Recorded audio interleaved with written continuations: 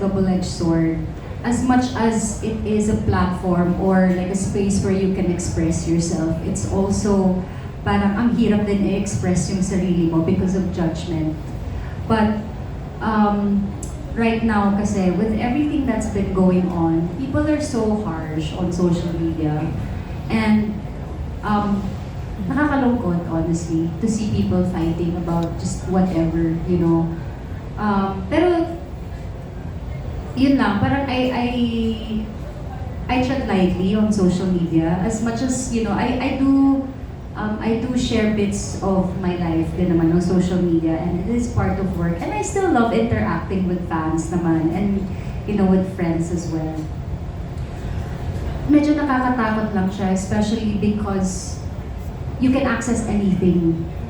You know, people can say whatever they want. Like, kahit hindi ka naman celebrity, like, people can say whatever they want to you. And it's very harmful, especially for, you know, for the younger generation, na hindi pa masyadong matibay yung loob.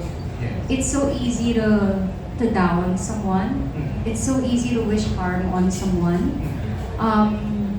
And the most unfortunate part about that is that you can hide behind the screen and not, you know, and not be accountable for your actions, which is really difficult.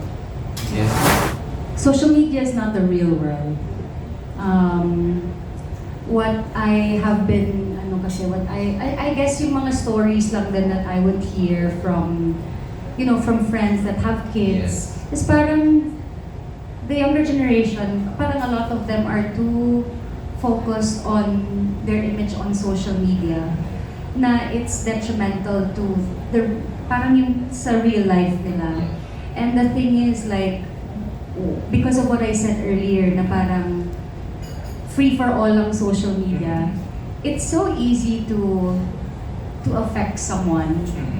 You know, parang pwede kang magsalita ng masama about someone, especially if it's someone younger. I mean, hindi naman tayo lahat malakas ang loob eh. And not all of us are able to handle any